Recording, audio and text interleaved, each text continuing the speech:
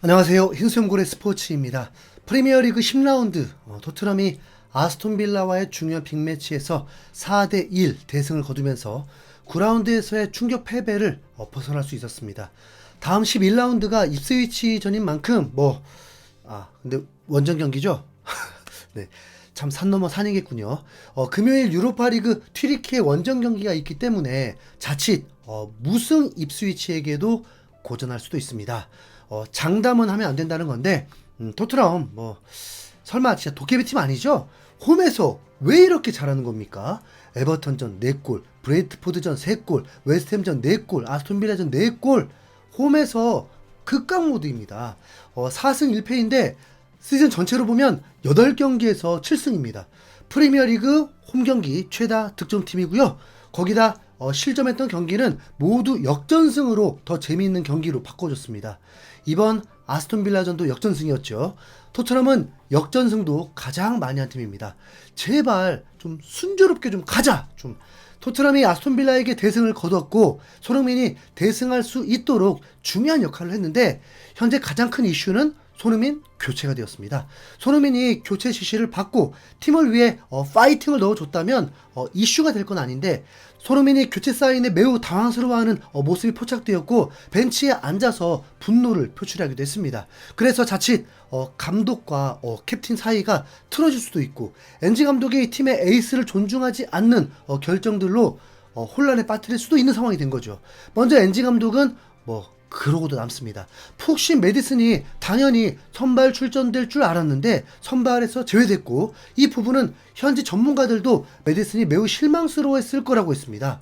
비수마도 마찬가지였죠. 오로지 이 부분들이 문제가 되지 않으려면 팀이 원팀이 되어 있어야 합니다. 감독을 전적으로 신뢰하고 선수가 출전 시간이 줄어들지라도 팀을 위한다면 모든 걸 할 수 있다는 각오요. 우선 그게 강팀이 되는 첫 번째 원칙이기도 합니다. 경기 후에 기자들은 곧바로 손흥민 교체 이유부터 물어보기 시작했습니다. 그리고 엔지 감독은 매우 의연하게 별일 아니라는 듯 계획적인 부분이었고 손흥민과 상의할 필요도 없는 부분이었다고 했고 지난 웨스트햄전에서 60분 사이에 이상 신호가 느껴졌던 것도 있어서 손흥민은 토트넘에게 꼭 필요한 선수이기 때문에 보호하는 의미였다는 것입니다. 예상했던 건 맞죠. 그런데 손흥민은 왜 화를 냈을까인데 이 부분에 대해서도 엔지 감독은 미리 얘기를 안 해줬기 때문에 일시적으로 교체를 당하면 기분 좋아할 선수는 없을 것이라고 했습니다. 야, 이 양반아 진짜 그래 우리는 지금 손흥민 그래 특혜를 원한다 그래 마음은 그렇다는 거죠. 선수들을 동등하게 대하는 거 몇몇 선수에게만 감독이 의지하려고 해버리면 오히려 팀은 문제가 더 많이 발생하는 것도 맞아요.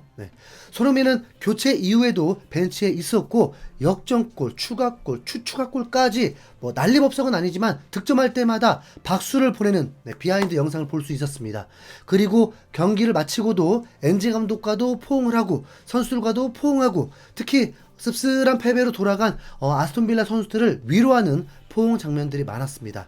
비하인드 영상에서는 반더벤이 손흥민의 기분을 풀어주려고 장난을 쳤는데 손흥민은 승리는 승리고 그 기분 자체가 풀어진 것 같지는 않았습니다. 또한 토트넘 구단 내에서 찍힌 영상에서는 손흥민은 카메라를 향해서 좀 미지근한 메롱하며 라커룸으로 들어가기도 했습니다. 기분은 아직 안 풀렸다는 거예요. 인터뷰까지는 안 했기 때문에 다 할 수 없지만 더 뛰고 싶어하는 속상함일 뿐 더 필요하고 중요한 선수라서 일어난 부분이라는 걸 본인도 알고 있을 것입니다. 토트넘은 승리를 했지만 경기 때는 안타까운 일들이 또 속출했습니다. 로메로가 아마도 좀 푹 쉬게 될 것 같더라고요. A매치 이후 때까지 로메로, 반더벤이 A매치를 뛰지 않는다는 건 토트넘에게 매우 좋은 일인 거죠. 그리고 손흥민 대신 교체로 들어온 히샬리송이 햄스트링 의심으로 재교체가 되었는데 프리미어리그 인저리 명단에는 우선 들어가 있지 않았습니다. 엔지 감독도 햄스트링 이상을 얘기했다 보니까 히샬리송도 또 부상자 명단에 추가로 올라갈 수도 있습니다. 우선 센터백 주전이 다 빠진 상태로 갈라타사라이를 상대한다는 것 자체가 불안할 수밖에 없겠죠. 근데 정말 불안해야 할까요? 그럼 로메로 반더벤이 빠지고도 맨시티전 승리를 지키고 아스톤빌라전 후반의 무실점은 뭡니까? 세트피스 실점이야 로메로 반더벤이 있어도 실점했던 부분이기 때문에 뭐 탓할 것도 없을 것입니다. 토트넘은 지난 시즌과 분명 달라진 부분이 있습니다. 엔지 감독 본인의 축구 철학을 선수들에게 확실히 인지시키기 위해서 고집불통 공격 축구를 했는데 올 시즌은 부지런하면서도 정통 스트라이커의 역할을 잘 소화해주고 있는 솔랑케와 공격형 미드필더이면서도 엄청난 활동량을 보여주는 클루셉스키가 팀의 안정감을 더해주고 산미들 선수들이 미친듯이 뛰어버리니까 공수 밸런스가 매우 안정적입니다. 이번 경기에서도 미드필드 싸움에서 승리했기 때문에 이길 수 있던 거라고 확신합니다. 우선 복수심에 불타있는 벤탄쿠르가 출전했죠. 벤탄쿠르는 십자인대 파열로 1년을 고생하고 복귀를 했는데 얼마 안 돼서 다시 아스톤빌라전에서 상대의 강한 태클로 또 쓰러지면서 2달 이상을 쉬게 되었습니다. 벤탄쿠르의 그냥 의지는 뭐 경기에서도 볼 수 있었습니다. 나 오늘 그냥 무조건 한 명 그냥 담궈버리겠다는 강력한 태클. 와, 살기가 느껴졌습니다. 옐로 카드를 받긴 했지만 정신력이 무장되어 있었고 센터백이 불안하지 않도록 일조했습니다. 그리고 이 경기에 MVP급 활약 사르가 있습니다. 정말 미친듯이 뛰는데 제 눈에는 육상 선수처럼 보이더라고요. 토트넘의 역전골, 추가골 모두 사르가 중간에 커트를 하면서 바로 역습이 되도록 만들어줬죠. 사르는 미드필더로 출전했었는데도 토트넘에서 가장 많은 패스를 했고 패스 성공률도 90%를 넘겨버렸습니다. 미드필더가 이런 플레이를 하면 팀은 매우 안정적으로 될 수밖에 없죠.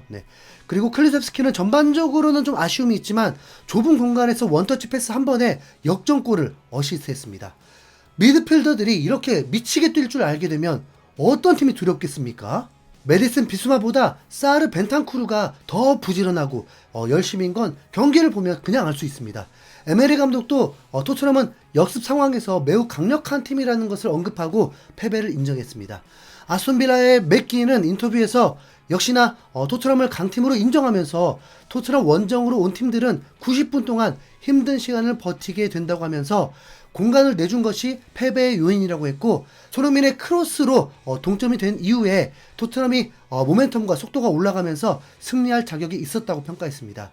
손흥민의 어시스트가 큰 영향을 미친 거라고 했습니다. 현재 중계진은 손흥민의 크로스를 슈퍼볼 패스라고 했고 경기 후 리뷰에서도 축구 전문가들은 정말 환상적인 패스라고 극찬을 했습니다. 직캠 영상으로 확인해 보니까 우선 방송 때보다 공간이 좀 더 열려 있더라고요. 그런데 이게 아스톤빌라의 판단 미스라서 일어난 현상이었습니다. 토트넘은 전반에만 코너킥 5개를 만들었는데 대부분 상대 수비 사이에 동료 선수가 침투할 때 볼을 내주면서 더 좋은 찬스를 만들려고 했습니다. 그게 반복적인 패턴이었습니다. 그러니까 손흥민이 드리블을 하면서 기회를 엿볼 때 맥긴이 손으로 가리키면서 들어오는 우도기를 마크하라고 합니다. 손흥민에게 달려들다가 우도기에게 더 큰 기회를 줄 수 있으니까 그래서 거리 조절을 하려고 했는데 손흥민이 그 틈에 바로 공간이 생기자마자 왼발 크로스를 올려버린 것입니다. 손흥민은 양발로 슈팅, 크로스가 또 양발로 다 되다 보니까 상대 수비가 정말 마크하기 힘듭니다. 보통은 오른발 선수라고 하면 왼발 크로스가 나올 걸 그냥 상상도 못하죠. 손흥민의 자로 잰 듯한 크로스도 일품이지만 매우 지능적인 플레이에서 상대 선수에게 혼란을 준 것이 더 주요했습니다. 토트넘은 지난 시즌 10경기에서 8승 2무로 1위를 하면서 축구계를 놀라게 했는데 이번엔 10경기에서 드디어 프리미어리그 득점 1위에 올라버리는 기염을 토했습니다. 맨시티, 리버풀, 아스날 다 눌러버렸습니다.